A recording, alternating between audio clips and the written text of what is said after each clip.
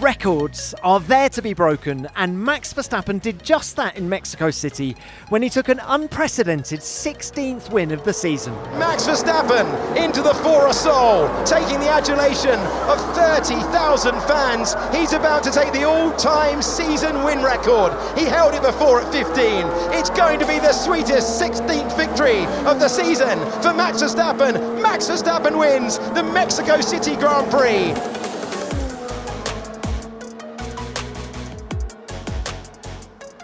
Ferrari stole Max's thunder in qualifying, but the world champion took back control at the first corner and never looked back.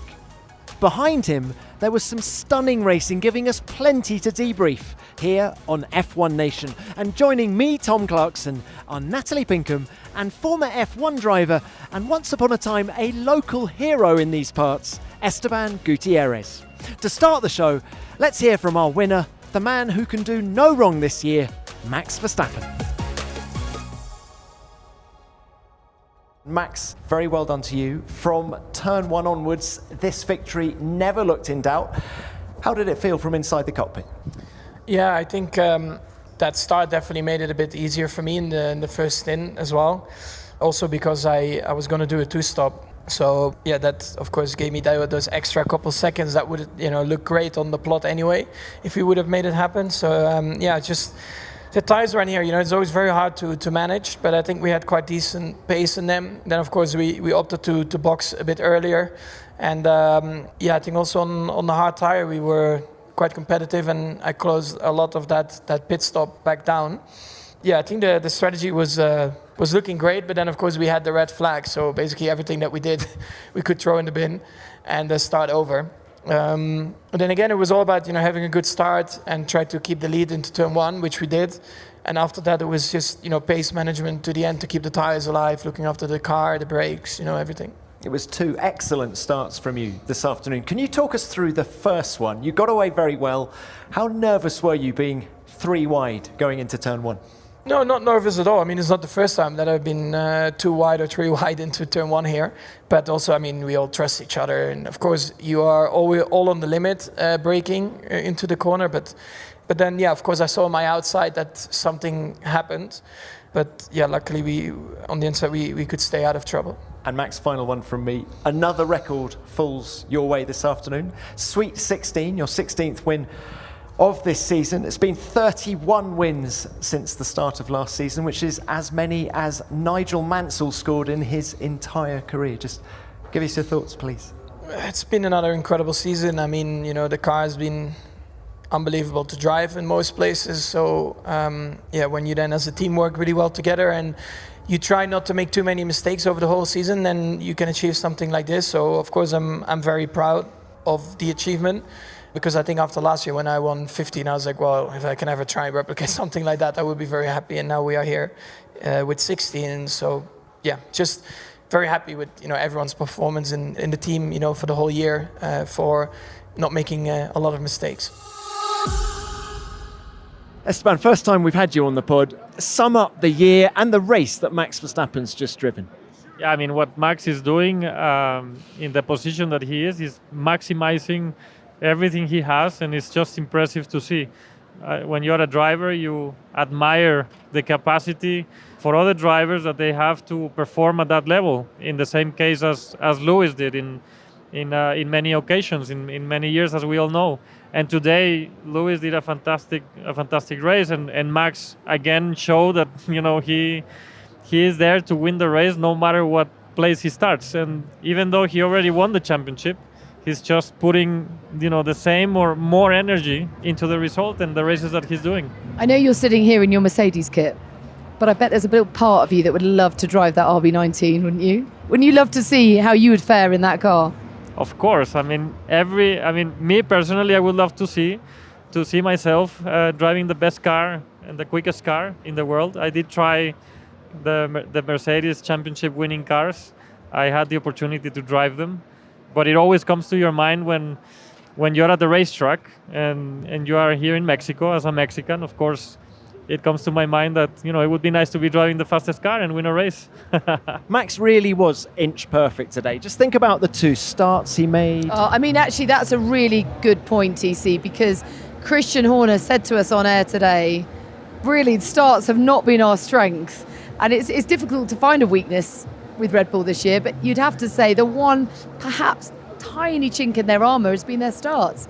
And yet today, phenomenal from Max Verstappen at the restart as well. It's so interesting that we had a red flag at the halfway point, so we effectively created 2 races, and yet both of them, he was perfect. But, it's all about minimising your weaknesses, right? And do you remember after the Austin Grand Prix, Max complimented his start engineer over the radio, saying, I can't remember what his name is, but he just said, well done, we've got it, or we've nailed it, or something. And he's done it again this weekend. So if that was their weakness, Pinks, it's no longer. How difficult is it? Because I can only imagine the pressure that builds, the anticipation, the adrenaline. How difficult is it to nail the perfect start? And how satisfying is it when you do? Oh, it's incredible. It's one of the most satisfying moments, to be honest. And it also feeds your ego when you make an amazing start, right? So there are so many variables involved in making a good start happen, because it's not only up to the driver, it's also down to the information that you need and the feedback you need from your team and the right settings on the car to make that perfect start. And yeah, I mean, it's one of the most important, or let's say the most basic important things that happens in a race. How many more do you think he can win this year, Pinks? Well, I mean, he casually said to Jensen, didn't he? 17, 18. I mean, it's like he's sort of dictating his own record setting. And the Mexico City Grand Prix is go with a good reaction time for the Ferraris, but Max Verstappen is trying to dart between the pair of them. The slipstreaming that we normally see is not happening. Verstappen's got a good launch, he's already up to second. I reckon that's the race lead on the inside line. Checo Perez trying to go around the outside, he's made contact with Charles Leclerc into the first corner. Perez spins round. We have a puncture of suspension damage. What we do, I have damage. Okay, come in, box. Sergio, I'm really sorry to see you out of your home race. Tremendous start from you, but then it all went wrong into turn 1. Where do you feel the blame lies in that incident? To be honest, I really feel it was a racing incident. The gap was there, and obviously, as a driver, you take a risk going three cars into turn 1 with these white cars. And I took a risk that I paid a high price for it, but I was also honestly not expecting Charles to break that late, as he was in the middle, so he had a bit less room for maneuver, and as I was ahead of him, I thought he was going to bail out a bit more, but obviously in those decisions everything happens really late, and unfortunately I had a lot of damage in my car. You're a Formula 1 driver, but you're also a human who feels emotions, pressure. How are you feeling with all that pressure on you at the moment, all the noise surrounding you? I feel as privileged as ever, I mean, look at the crowd. There is no one that has experienced this amount of support, and I'm second in the championship. There are still 3 good races to go, and I try to go for the win at my home Grand Prix. I mean, what else could I have done or do? I saw the gap, I went for it. Yeah, I risked it too much, but I wanted the win today. Absolute heartbreak for Sergio Perez, and yet there's something about the Mexican fans that they did not leave their seats, and it was an electric atmosphere afterwards, and Sergio's, wasn't on the podium, which was, such a shame, because you really thought he could do it today, didn't you? Oh my goodness, I did. And I think he did for about the first 5 seconds. Well, what a launch he had. Yeah, I mean, it's a pity for Mexico, for Checo, but I think he was really brave on trying that move. Do you? I mean, I wondered whether it was just a bit of a risk too much. Why couldn't have he bided his time? He's in a great car. I feel like so much emphasis was put on the start. Everyone talking about that all-important, massive run down to turn 1. And he did get a brilliant start. Yeah. But it just, I don't know, I think he could have just been a bit more patient, maybe? Yes, I agree. I mean, in that kind of situation as a driver, when you get such a good start, you go all in sometimes. And that's when sometimes you find that, yourself in that kind of situation. There was a bit of unlucky position there as well, because Max moved a bit to the left and then squeezed Charles, and then of course Charles had nowhere to go. So if we think about it, yes, it was probably a bit too aggressive, but yeah, it's just a shame, but I'm sure he'll recover quickly. I'm not sure that Checo knew that Max was on the inside, actually, because I think you are quite blind here, but Also, Esteban, what about the fan factor here in Mexico City? You raced here for Haas in 2016. How supercharged do you feel as a driver? No, it's an incredible feeling. The best experience of my career I had was here in Mexico City at the Grand Prix in 2016.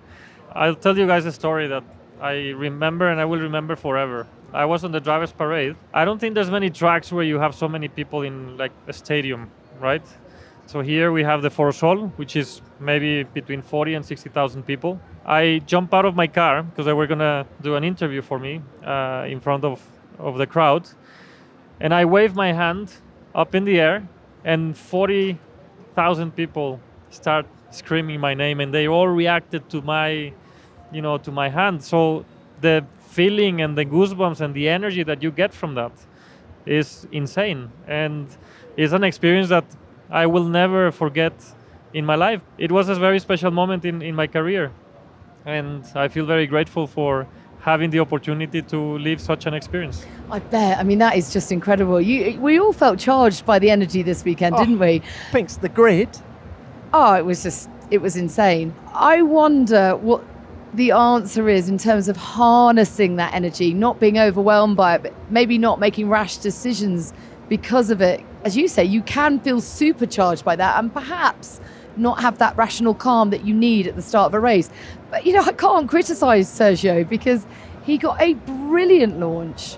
And it's just, it was just gutting to see. And there was a lot of damage. I was actually surprised there wasn't more damage on Charles' car. Guys, what do you think Red Bull make of it all? Because the pressure's now on. Lewis Hamilton is now just 20 points behind Checo in the World Championship. And if Lewis hadn't been disqualified last weekend, that would be a very different story already. It would be 2 points then. Exactly. So thanks for doing the maths, because I couldn't.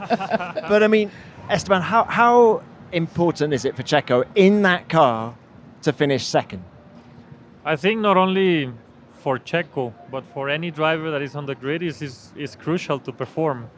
And obviously not making mistakes, finishing races and being close to your teammate. If you are more than 3/10 away from your teammate, I think it starts to be like a bit of a yellow card, right?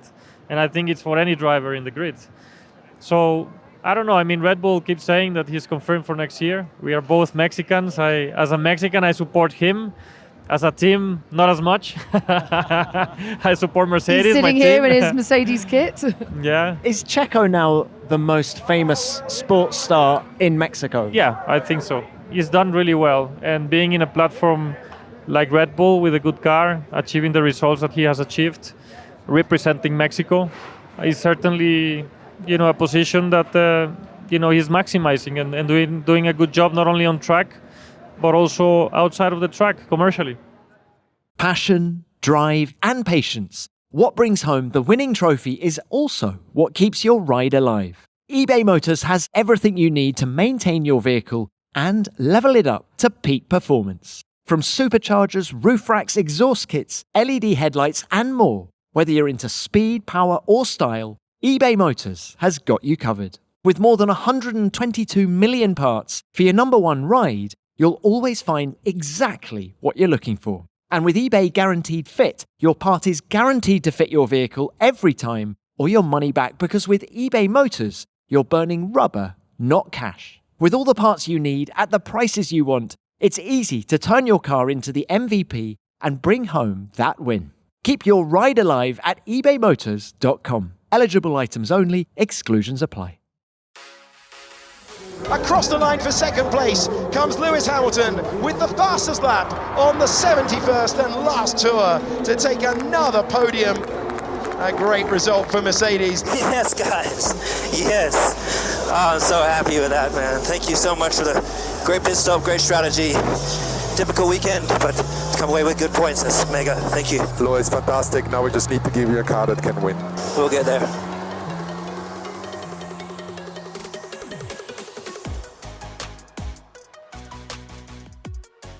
Lewis, if we can come to you, great race by you today. Another second place. This one you get to keep. Just how much satisfaction did today give you? So far, that's too soon.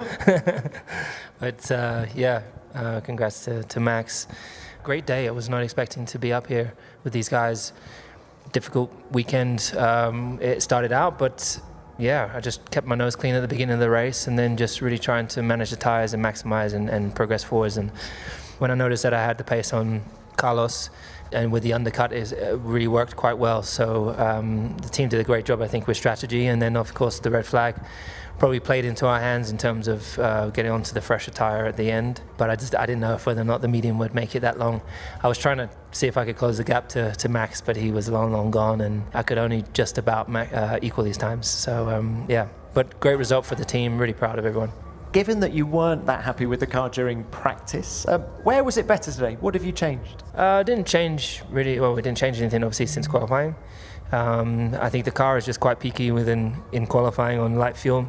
But when you put a load of fuel in it, the car just handles nicer, just nicer to drive. And I think we struck a really nice setup this weekend, and particularly today for the race. Other than that, it's just really good tyre management.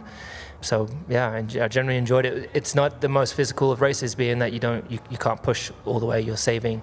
You're doing 200, 300 meters of lift and coast to save and keep the car cool and stop it from failing. So but I was definitely hoping maybe there'll be an opportunity to get closer to Max, but maybe next week. Lewis, you talk about tyre management. You set the fastest lap of the race on the final lap on those mediums. Does that suggest you could have pushed a little bit harder than you actually did during that stint? Yeah, for sure. I could have pushed a little bit harder, but I did at one time try to see. I was like, okay, I think I've saved enough. Let me see if I can try and close this gap to Max. I think it was like 10 laps to go, and I did a 22.0 and Max did a 21.9. I was like, I'll leave it. He was just cruising at 21.9, so I thought I'd leave it there. And also I had to be careful because obviously my tyres, if I really pushed them for the last 10 laps, they probably would have opened up, and who knows, maybe Charles would have caught me up. So I just had to be cautious of that. There wasn't much lift and coast from you on lap 40 when you passed Charles Leclerc. No. No. Talk us through that move. Honestly, this weekend we've been very, very slow on the straight. In general, we're quite draggy on the straights more often than not.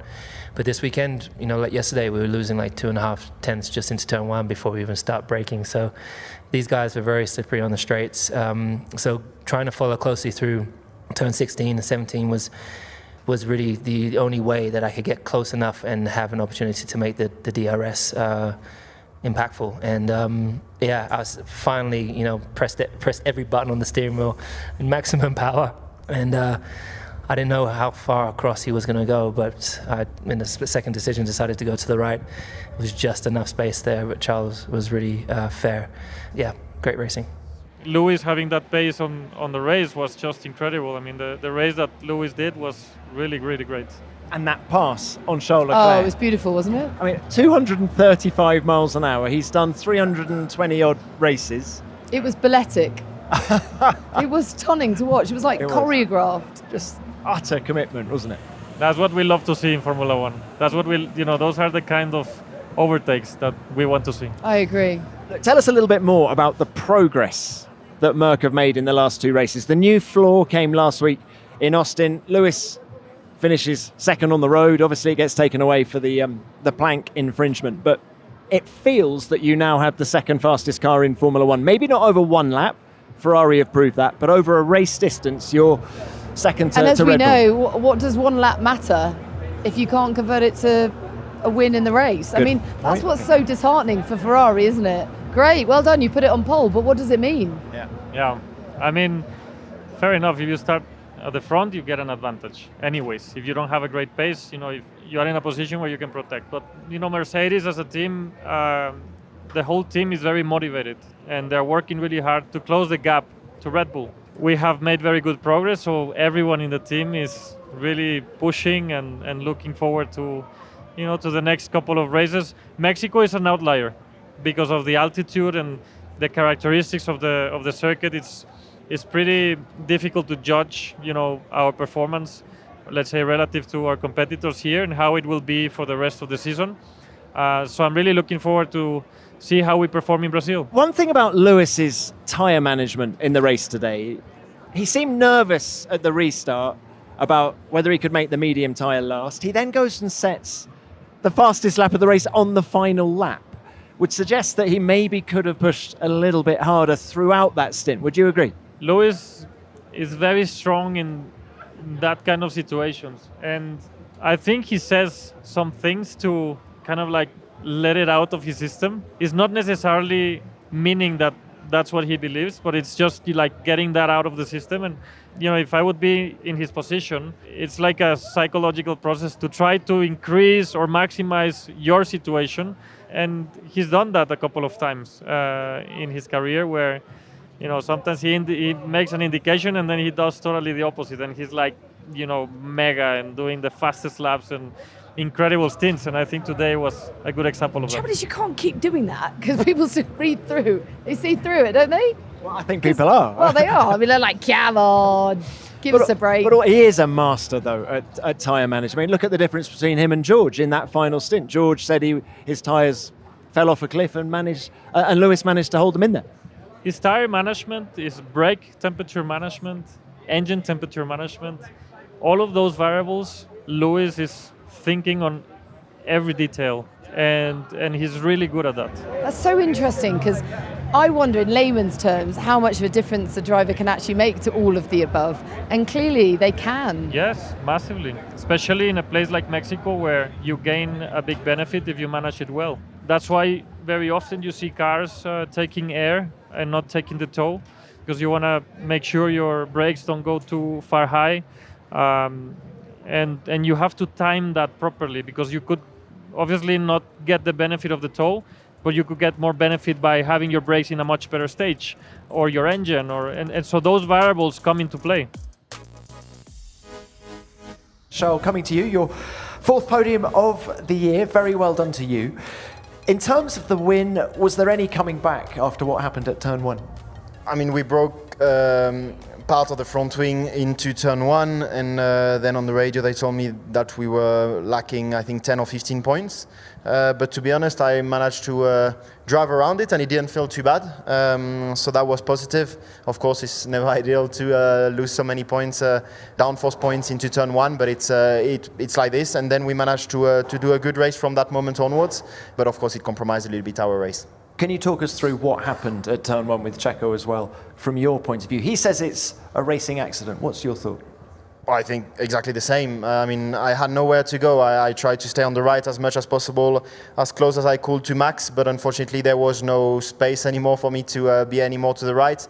I think Checo was probably not aware that I had Max on my right and started to turn in, and when I saw that, I knew that we would collide at one point, which we did, and after that I was extremely surprised that I could finish the race anyway.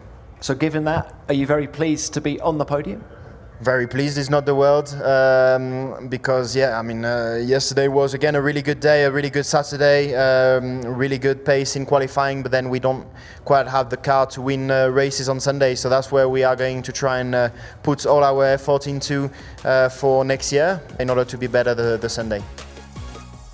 Do you know what? Fred was the only person in the sort of senior management at Ferrari who wasn't surprised that Charles took pole position. I think everyone else in this paddock was, but he wasn't. He's just saying that. He's just saying that. Yeah. I think nobody at Ferrari knows how they got that pole, how they got that, because it was really a surprise for everyone. Do you know what though? We say it was a surprise. Got back-to-back poles, and looking at Carlos, he got pole in Italy and Singapore. So actually, their single lap credentials aren't in doubt, are they? I mean, it's the race pace, and the tyre deg where the problems start to creep in. They were not great in Q1 and Q2, and then suddenly in Q3 they were like, boom, fantastic. Has Fred got what it takes to turn it around at Ferrari and get them back winning championships? Yes, definitely. Yeah, I put all my bets on him, on making Ferrari successful again. What is it about him that's so convincing? It's straight to the point, very transparent. He gives a big priority to the basics. And sometimes in Formula One, we go too much into the details that we forget the big picture. And Fred is very good at sometimes taking a step back, looking at the whole situation and setting the right priorities. And we see Lando Norris forcing his rival off the racing line to parts of the racetrack he doesn't want. Tries the up and under. Is it going to be another classic move? Elbows out. Lando Norris has done it again. The crowd adore it. It's another fine overtake and a great way to take fifth place. Yeah, it's getting really clear, but yeah, amazing race. What a great pace. So sorry about yesterday. Once I put it together, we'll be back on the podium.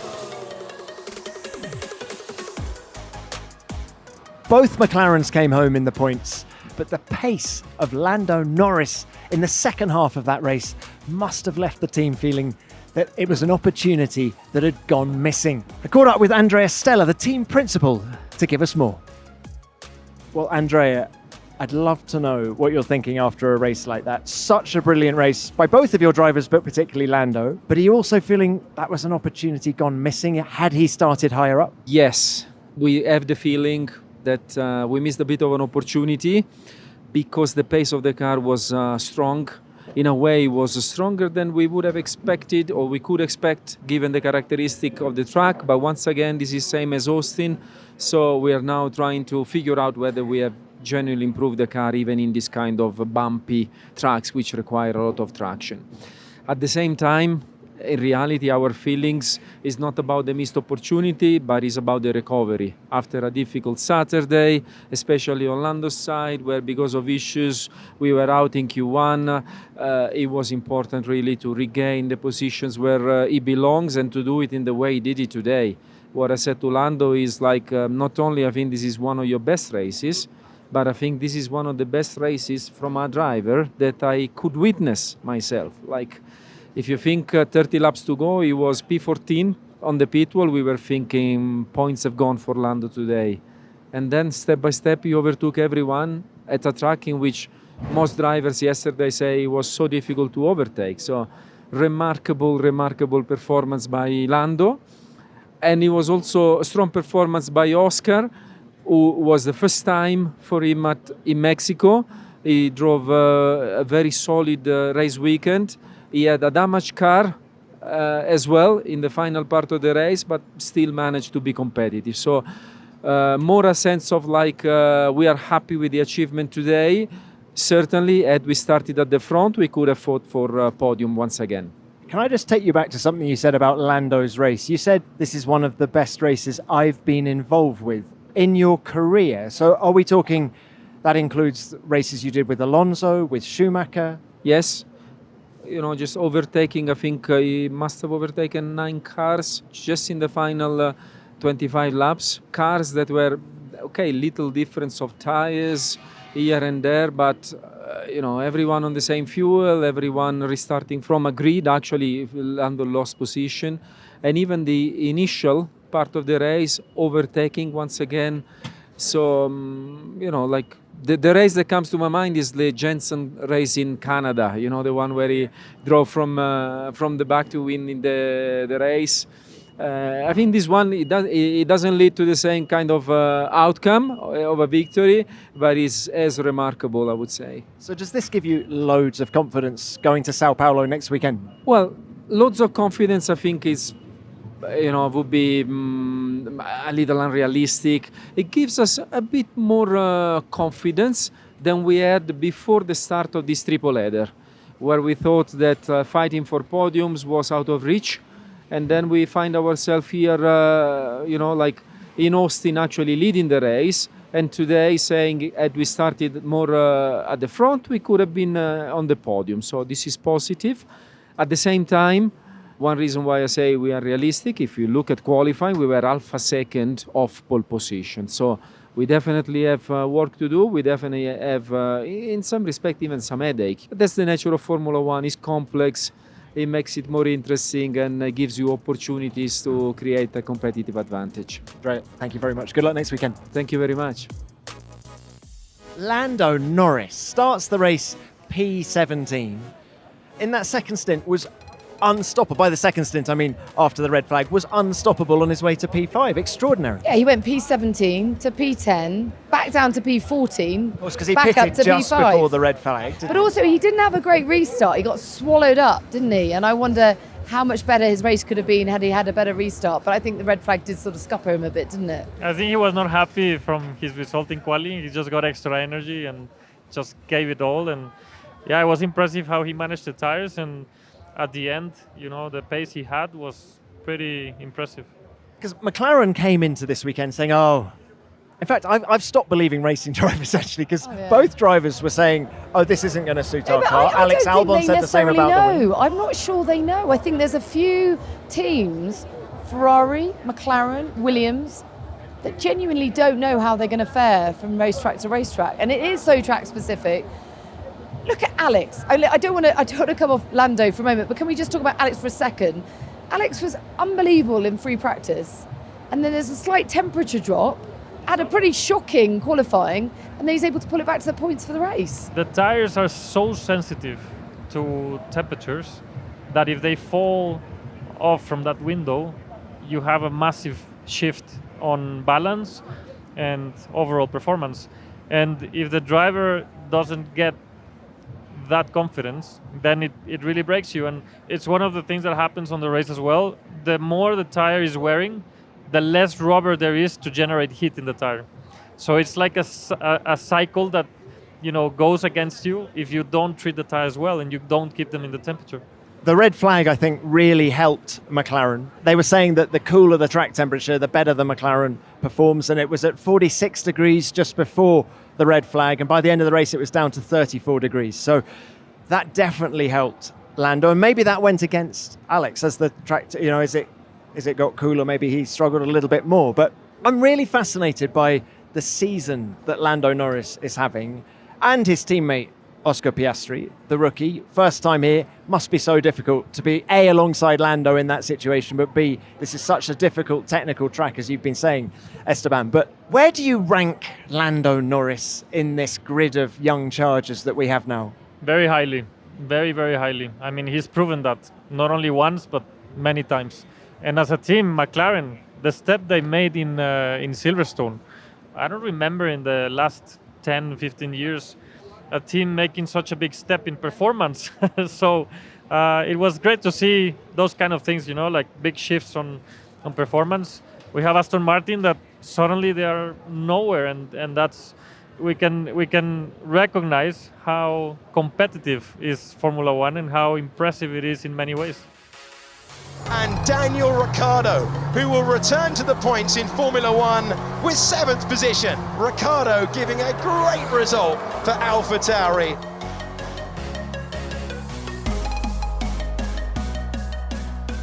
When I saw the red flag, I was like, oh, because the race was kind of just going very nice and smooth, and we were in 5th, and everything was kind of on plan, and at that point it looked like we could have finished 5th, but that's racing. These things happen, and it's the same for everyone. So it's the same for everyone, but it isn't, because some people had different tires for the restart. So we were probably a little bit hindered to maybe some cars with a medium, but I think we still did well to still grab the top 7. We fought George on the last lap. I think 6 would have been even nicer, but to fight a Mercedes at the end of the race, it's definitely more fun fighting at the front.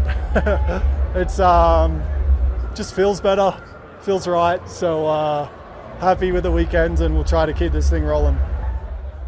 There is one man we must talk about, that is Daniel Ricciardo. Pinks, I know you know him very well. He comes back from injury last weekend in Austin. He has, I think we can say, a pretty average weekend in Austin.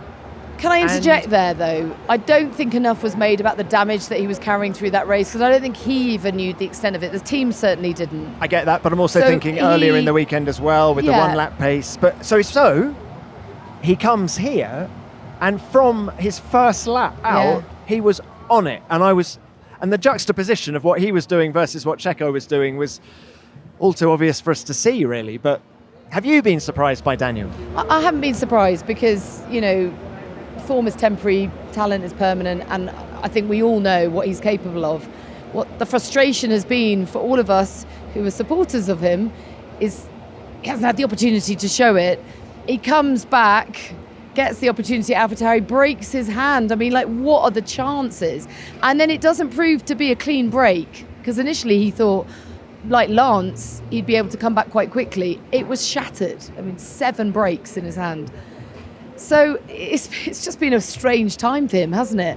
But I think we all know what he's capable of. I think he needed this weekend to really prove it, though, because confidence is a big thing in this game, and he needed for that to be bolstered. Put it P4. No, was it P4 in quali? P4. Even saying that sounds weird, doesn't it? P4 in an AlphaTauri to out-qualify a Red Bull. And to be 1/10 astonishing. behind Max Verstappen. It's crazy. I suppose on paper you might think it's a bit disappointing because at the time Martin Brundle said to me on air, I think he could get a podium today. And of course you get a bit excited thinking, no, not in an AlphaTauri, surely not.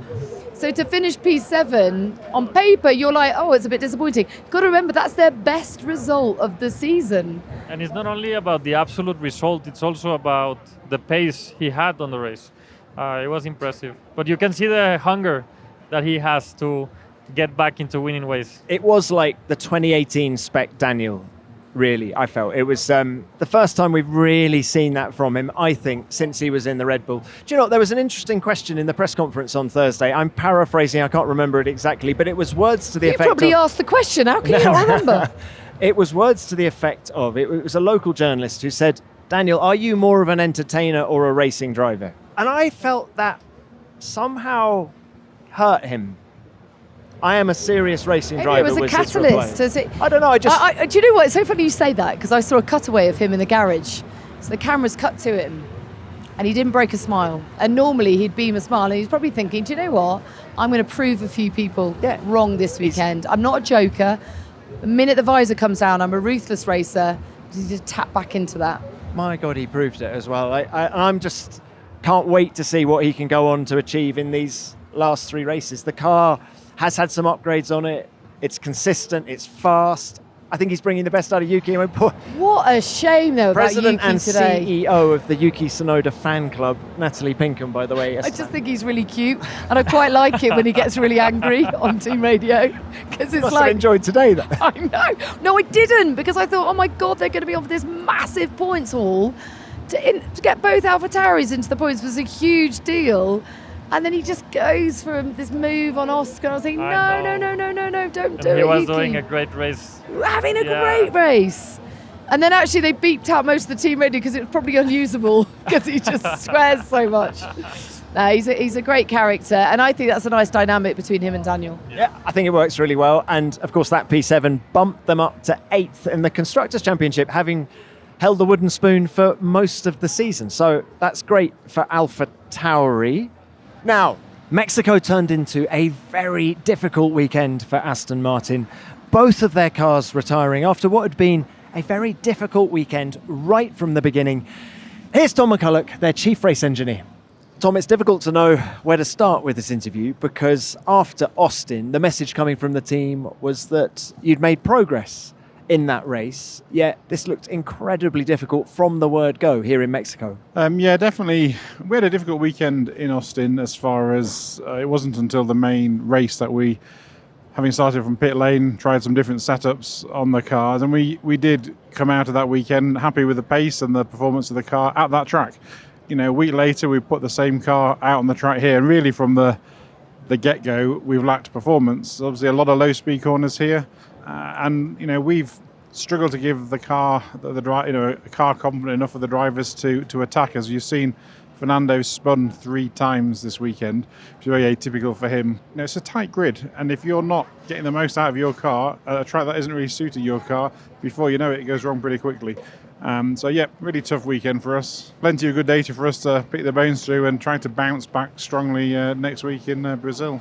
Is it track specific, or is there something with the upgrade that's just not working? I think it really is track specific. When you look at the pace we had in Austin in the race, you know, Lance from the pit lane had strong pace, as well as it wasn't just the results, the pace was there, that kind of a track. The same car, you know, is what we struggle with this weekend, with a very, very different kind of track. So, you know, I don't have all the answers at this stage, Tom, but we're going to dig through it all and try and bounce back with the learning that we've gathered this weekend and go from there. Is it moments like this when you really lean on the experience of a driver like Fernando Alonso? You know, I often say the drivers are the best sensors in the car, and we're such a data-driven world nowadays, and we've got a lot of really good sensors, don't get me wrong, and we do a lot of good analysis with it. But the driver feels everything, you know, through his backside, and he's also looking relative to other cars when he spends 71 laps in a race, or didn't quite get to the end today. But yeah, he's invaluable. He's strong. He's so good with his feedback. He's efficient with his feedback. You know, he doesn't talk. Every word is worth listening to in a debrief. There's no talk for talking's sake. And the two drivers give us the same feedback, so that's good. Got to use the data and learn from it. The perception, Tom, is that the performance on this car has got worse as the year's gone on. But if you took the car you had today back to Bahrain, would it be quicker than it was at the start of the year? You know, it's a relative game, isn't it? So if everyone had the same car in Bahrain as they have now, then, you know, that'd be a different story.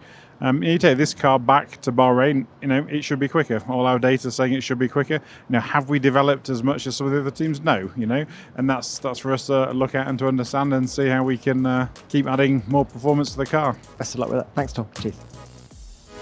It's very rare that you get a team start really strong and then tail off to the extent that we've seen from Aston Martin this year. I mean, I know since the summer break, yes, Fernando Alonso got that podium at Zandvoort, but that was a wet race, and I think that was Fernando Alonso had an awful lot to do with that performance. But it must be incredibly demoralizing, really, for the team. And I know that last weekend in Austin, they started from the pit lane so that they could put one car on the with the new floor and one car with the old floor, so they could back-to-back them. They committed right from the start here to run both cars with all the updates on them, and it looked a real handful.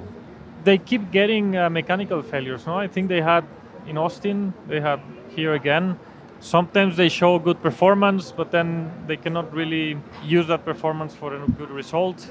I don't know what's your opinion, but I think they're going also through a change on the factory. Maybe that has an effect on the whole operation of the team. They seem to be positioning themselves well for the future. But yeah, this season it's been a bit of a, let's say, disappointment from them. It must be so frustrating, you know, as a team. Yeah, and I agree with everything you've just said, but I'm so reluctant to use the D word, the disappointment word, because let's not forget that they scored only 55 points last year and they had two good drivers. Sebastian Vettel was driving for them. And yet this year they've already scored 236 points, I think it is. So it's night and day different. It's just the nature in which it's tailed off, I think, that is hard to shy away from.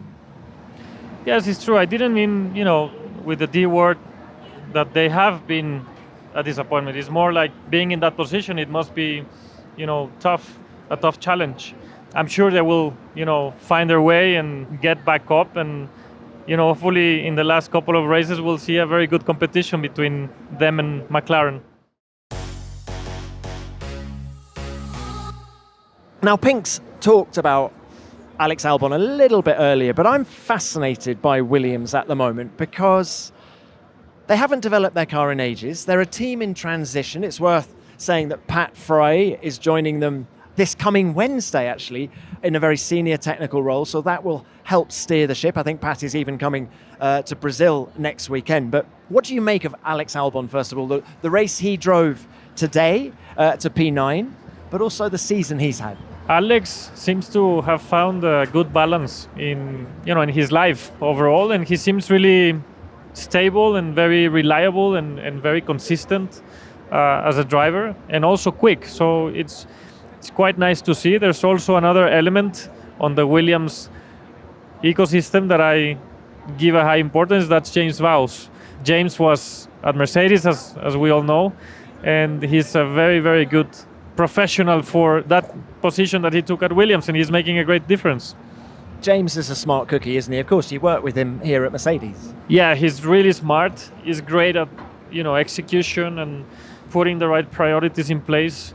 And he's doing a great job at Williams. You can already see that effect that he's having in the work that he's putting at Williams. I love to see a driver, come back from the low of being thrown out of Red Bull Racing, I'm talking about, in the case of Alex Albon, and yet finding a new home, getting his confidence back, and becoming a seriously good Formula One driver again. It almost feels redemption almost. It's all in the psychology, right? There's such big jumps on different kind of situations, and depending on how you approach those situations and use those situations to change things for your future, psychology is really strong, the mental approach. And of course, We could say the same really about both Alpine drivers. Esteban Ocon coming home in 10th place, Pierre Gasly in 11th. Ocon, remember, after Force India, he had to come and sit a year out. Actually, he was at Mercedes for a year as their third reserve driver. I remember him being so frustrated. Pierre Gasly got the axe from Red Bull Racing as well, and they've both found a home at Alpine, and they're both driving phenomenal seasons. Pierre Gasly in particular, actually, since the summer break, has scored 36 points in the 7 races since then, whereas he scored only 22 points in the 14 races before the summer break. So I don't know what he did in the summer break, but he's definitely found some momentum since then. What do you think of Alpine? Alpine has always been up and down. They achieved their best result last year. I was actually having a chat with Otmar, who was there as a team principal. He did a good job there, and I think from my perspective. And then this year it seems a bit up and down. They managed to perform and they managed to be in the points, but I don't know. I never seem to understand, or know what to expect from them. I think it's a race-to-race thing. They have very good drivers. I think both Pierre and Esteban are very good, and it's a good pair to have. It was funny how Esteban in the race, I don't know if you noticed, but he was calling on the radio to his engineer, asking the engineer to let Haas know that he was going to go for it when he was running behind Nico. That was funny. Well, of course, that Haas driver that he was talking about, Nico Hülkenberg, celebrating 200 Grand Prix this year, former teammate of yours back in your Sauber days, 10 years ago. Goodness me. What a driver. What a comeback, actually, from him after sitting out for 3 years. He's already had a couple of situations like that. We all know Nico is a very strong driver. He's really competitive. When you looked at his data back in the Sauber days, what does Hülkenberg do with the car that is special? He's very good at maximizing the performance in many areas. I think Nico, I don't know, somehow he has this strong energy and he puts that into the car and into the races that he does, and he's really persistent, doesn't give up and just, goes for it and has no second thoughts on anything. So he's really consistent, very solid. He's a driver that should have already been on the podium many times, and isn't it crazy? Probably been, won many races. I don't know what didn't work out there so far.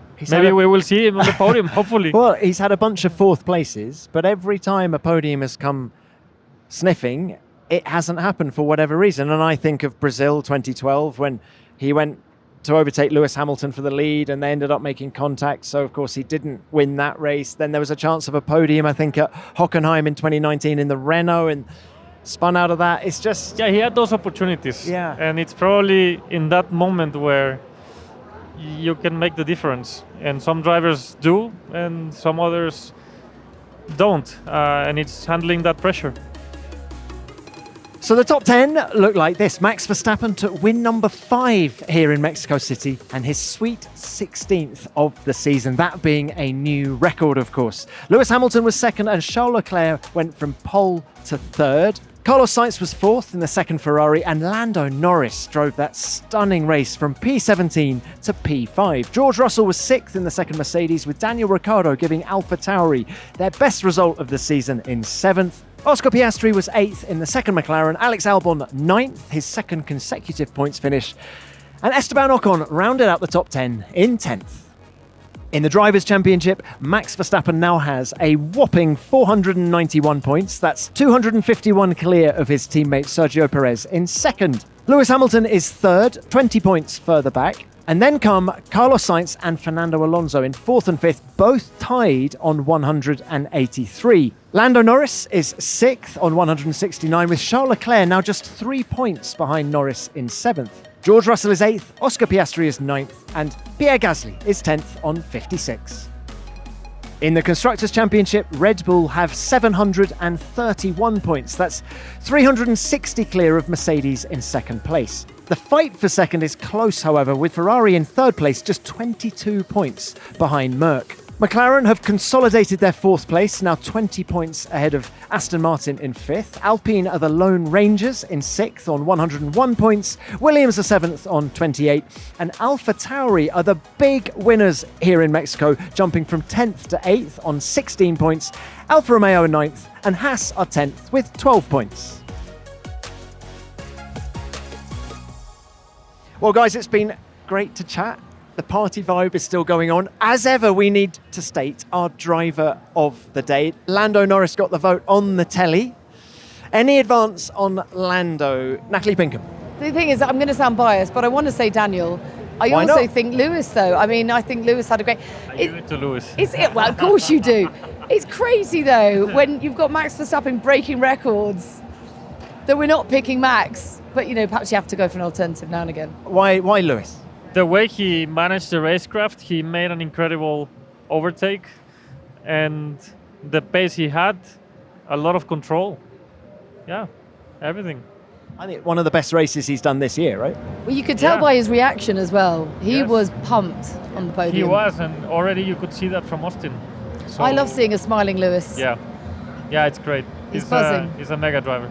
Well, I'm going to go for Lando Norris, as you asked. I thought he was completely mega today. Yeah, he was brilliant. I mean, driver of the day. We're not talking the weekend because you couldn't say that after what happened in qualifying, but I just thought he was clean, he was decisive, and he was fast, and he was consistent.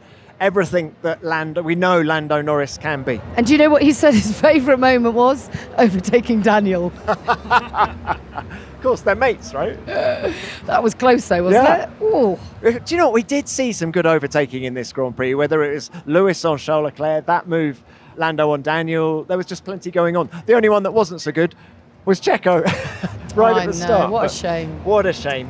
Come back stronger next year, Checo. Well, next weekend. I mean, that's the good thing from his point of view, isn't it? Is that actually we haven't got long to wait till we go racing again. I think, I can't answer for you, but as a racer, that's all you want, isn't it? Just to shake things off, draw a line under it, and come back stronger. Yeah, certainly. And the way you take this experience and turn it around to more energy and more motivation, it's going to be interesting to see that from Checo in Brazil. Let's check in with our F1 fantasy team now, F1 Nation Racing. And after a challenging couple of races, it's not been a bad weekend for us, with 301 points in total. All of our drivers finished in the top 10. Our decision to bring in Lewis Hamilton and Daniel Ricciardo finally paid off, while Norris, Piastri and Sainz all delivered valuable points. And we've moved up to 840th in the F1 Nation World Championship. TJGP 67 continues to lead the way with a 21-point lead over MLN Racing in second, and we have a new team on the podium in Yuki Loves Pierre, who have climbed up to P3. We're going to stick with our lineup as it is for the next race, but if you want to make changes to your team before the Sao Paulo Grand Prix, then remember it's an F1 sprint, so you have until the start of qualifying on Friday to do just that. Great. Well, guys, travel safe. Muchas gracias. See. Thank you. It's Take lovely. care. Yeah, thank you. Lovely to see you. Lovely to see Esteban, you thank again. you so much for your time Muchas as well. Thank gracias. you at home for listening. The show is, of course, nothing without you. We will, of course, be back next Monday with our review of the Sao Paulo Grand Prix. But for now, F1 Nation is produced by Formula One and Audio Boom Studios.